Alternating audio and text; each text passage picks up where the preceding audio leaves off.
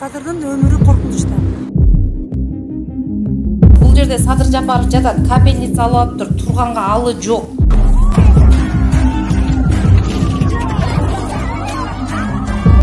Ким гарантия берет дагы ушундай болбойт деп? Ошол кезде саясатчы Садыр Жапаровго кол салуу болгонбу? Башкача болуп калыптыр да, сүйлөбөсө калчылдаган бирдемелери бар. Жогорку кеңеш ушундай учурда чукул түрдө чакырылышы керек. Эки охранник кайтарып отурат. 2017 жыл 2 апрель таңкы саат 5 номер 1 тергөө абагына тез аранын ичинде дарыгерлер чакырылат. Саясатчы Садыр Жапаровдун моюну жана колу кесилген. Агойдун артына чыккан максатым менин бир эле максатым бар. Садырдын өмүрү коркунучта. Ошону ким коргоп берет? Ким гарантия берет дагы ушундай болбойт деп? Өмүрү коркунучта турат. Бир канча убакыттан кийин Садыр Жапаров өзүнө келген соң кан тамырын өзү кескенин айтып, абактын кызматкерлерине жана чогуу отурган кишилерге доосу жок экенин билдирген. Сиз оны сотрудниктерге претензия жок. Аякта дагы мыйзамды сактагыла болду. Менин акыбалым жакшы, нормаль менен отурам. Эки охранник кайтарып отурат. Баары жакшы.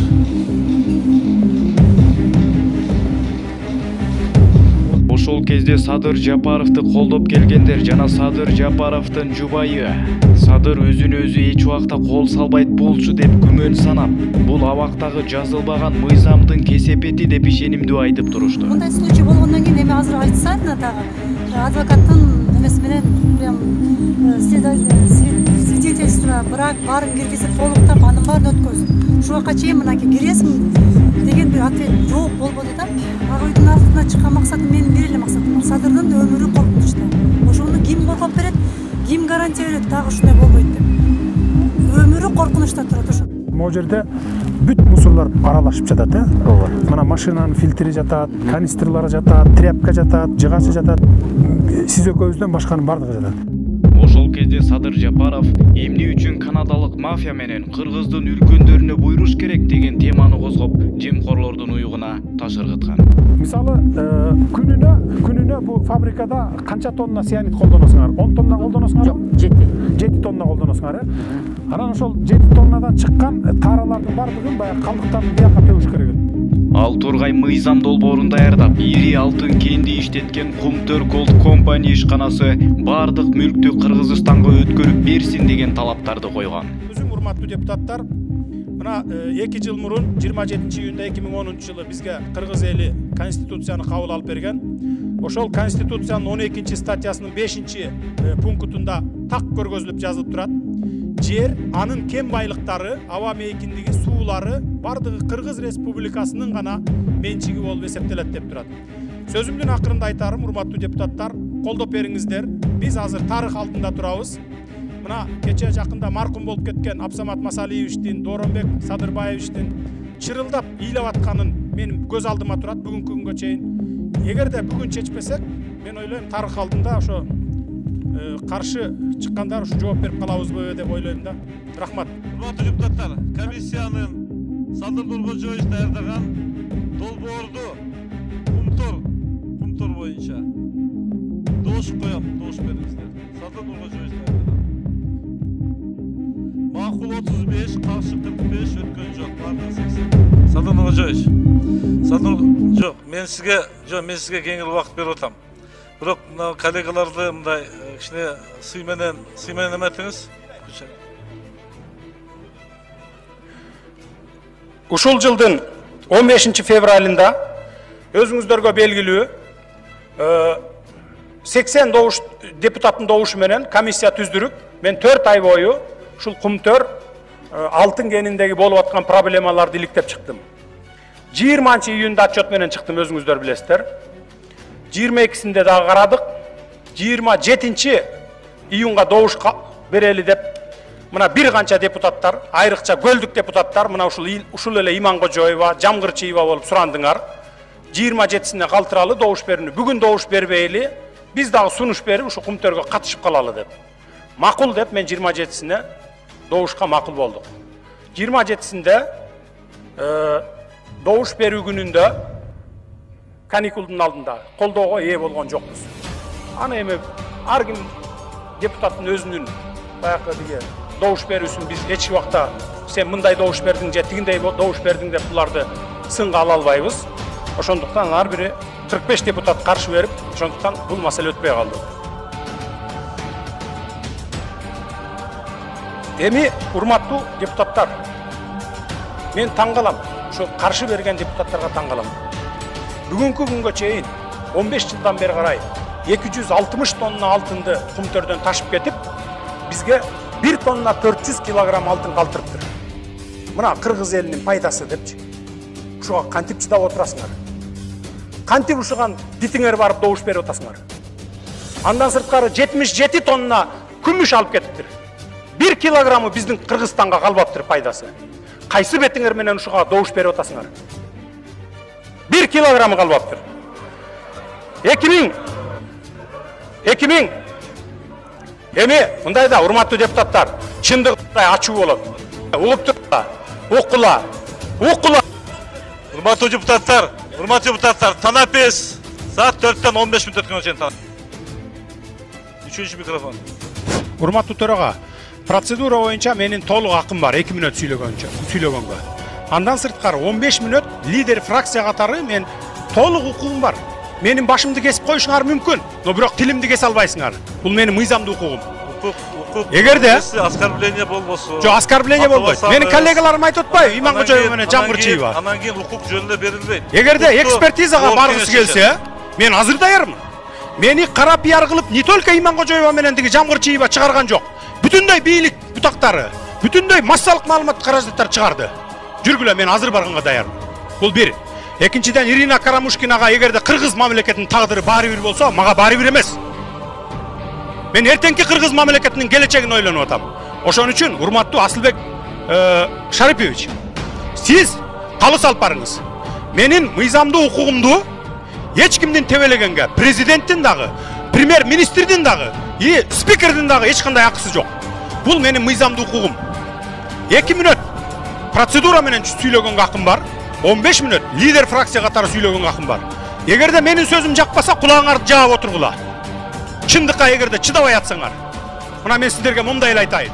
Баса, дагы кошумчалай кетчү нерсе Садыр Жапаров 2003 жылдар эле эч бир депутат боло элек кезде эле Кыргыздын бир мекенчил атуулу катары кумтөр алтын кенине барып, баарысын өз көзү менен көрүп, элден ар кайсы адистерден керектүү маалыматтарды жыйнап, маалыматтарды кылдаттык менен анализдеп чыгып, өз алдынча иликтеген соң чындыкты эл алдын алып чыгууга тырышып, аракеттенип жүргөн. Где-то примерно 350 000 доллар. 350 000 доллар, представьте. 2012 жылдын күз айында өткөн митинг үчүн Камчыбек Ташиев жана Садыр Жапаровго Кыргыз Республикасынын кылмыш жана жаза кодексинин 295 статьясы бийликти күч менен басып алууга аракеттер көрүлгөн деген сыяктуу айыптар менен иш козголуп, 1 жыл 6 айга эркинен ажыратышкан. Бул окуядан соң саясатчы Садыр Жапаров 3 жыл чет өлкөдө жүрүүгө аргасыз болгон. Бөтөн жерден жай ала албай Кыргызстанды самаган Садыр Жапаров акыры мекенине кайтып, чек арадан колго түшүп берген.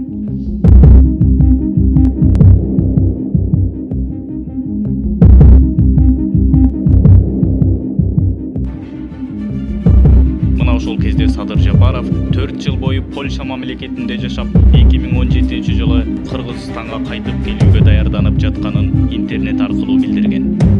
Мына ошондо Садыр Жапаров кайрадан өз өлкөсүнө кайтаарда 2017 жылдын 25 март күнү Кыргыз-Казак чек арасынан кармап Садыр Жапаровду түз эле УКМКнын абагына жеткирип, массалык башаламандыкты уюштурган жана бийлик өкүлдөрүн Эмилбек Каптагаевди барымтага алган деп Садыр Жапаровду 11 жыл 6 айга эркинен ажыратышкан. 30-40 эле тоннадай жатат да, например. А калган тарылар каякта? Же башка жериңер барбы көмгөн? Жок, мурун эме өрттөбүз да. Өрттөчүсүңөр. Буга чейин кайсы жылга чейин өрттөчү элеңер? Аны ким капар айтып берсе, мен биякта эме иштейм да, рудникте. Күнүндө чыккан тараларды алып келип бияка көмө баштасаңар, могу жериңер мисалы 1 айда толот дейли. Эң көп алганда, например. Бул жерде мындай көмбөйт. Бул техно эмеси боюнча трактор келип тараны баарын талкалап, бычыратып, майдалап туруп, анан көмөбүз. Силер мисалы пленканын үстүнөн кантип трактор менен былчыратасыңар? Пленкаңар тешилип калат да. Тебеленет, тепселенет. А эми муну салсаңар. Минтип ушундай типтерге төгүп отуруп бул эртең толуп калат. Жок, токтоп туруп. Ушуларды алып келгенде эле уже сортировать этип өз-өзүнчө койсо болот беле. Эми сиздер айтып атасыздар, вручную сортировать этебиз деп. Менин көзүм жетпейт, ушунун ар бирөөнү бочкасын өзүнчө, канистрин өзүнчө, жыгачын өзүнчө бөлгөнгө невозможно это. Адамдын колу менен. Бул жерде 100 000 тонналаган мусор жатат. Муну мүмкүн эмес да, эми физически мүмкүн эмес.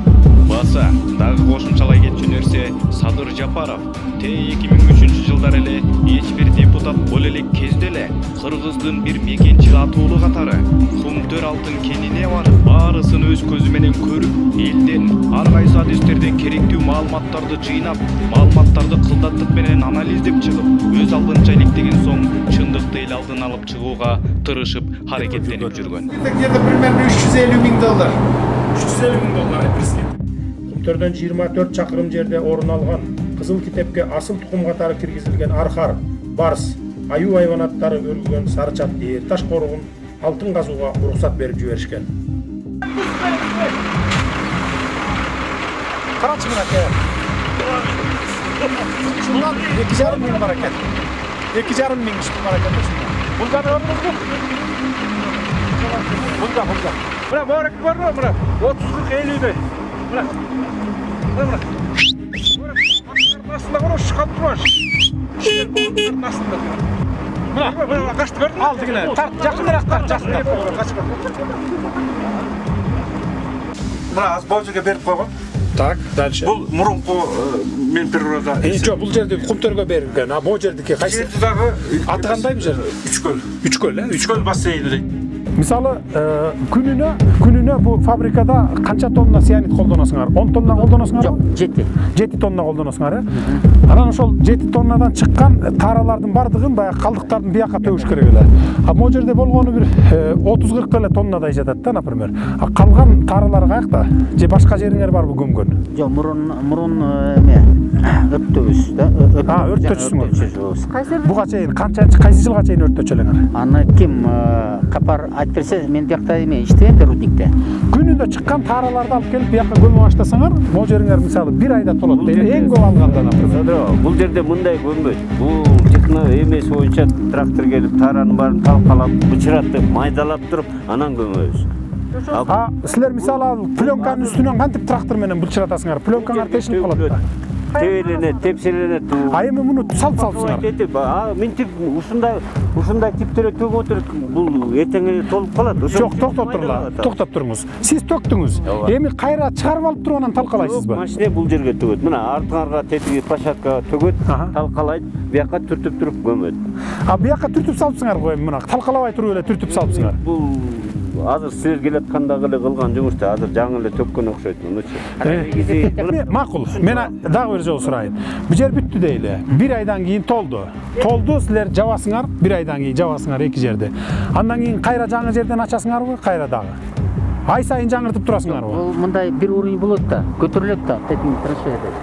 Үстүнө коюшуп, анан бульдот үстүнө чыгып, слой менен трамбовка жасап. Канча жылга, ушу канча жылга жетет? Ким билет? Балким 2 жылга. Эсеби жокпу? Проект барбы? Проект болуш керек да. Жок, аны эмнеге бар? Бул свалка цианидный тар.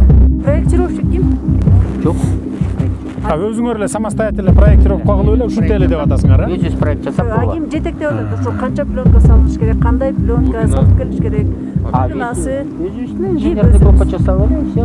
Отдел спецпроекта бар. Ошону бериличи проект. Ошо изыскание кандай? Эми мындайча айтканда, жашырганда эмне показууга экен да.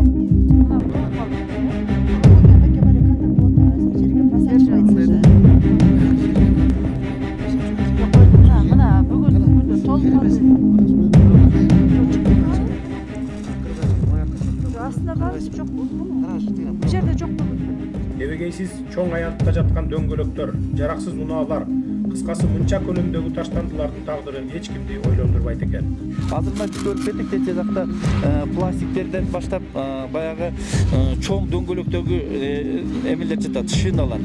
Алар өзү международный конвенция боюнча же булар апарып утилизация кылыш керек эле. Булар чыккан заводко же болбосо ошо поставщик завод өздөрүнүн мойнуна алыш керек эле, апарып утилизация кылабыз деп. Азыр биз суроо берсек, булар айтат, билбейбиз деп атат. Билбейбиз эмне кылышыбызды деп. Булар өздөрү азыр эмне кылышын өздөрү билишпейт экен. Азыр эми биз предложение кылдык. Силер буну определенный фирмалар бар азыр. Башка жакка алып чыгып утилизация кылабыз өздөрүнүн счетуна. Аганда булар макул болбой атат.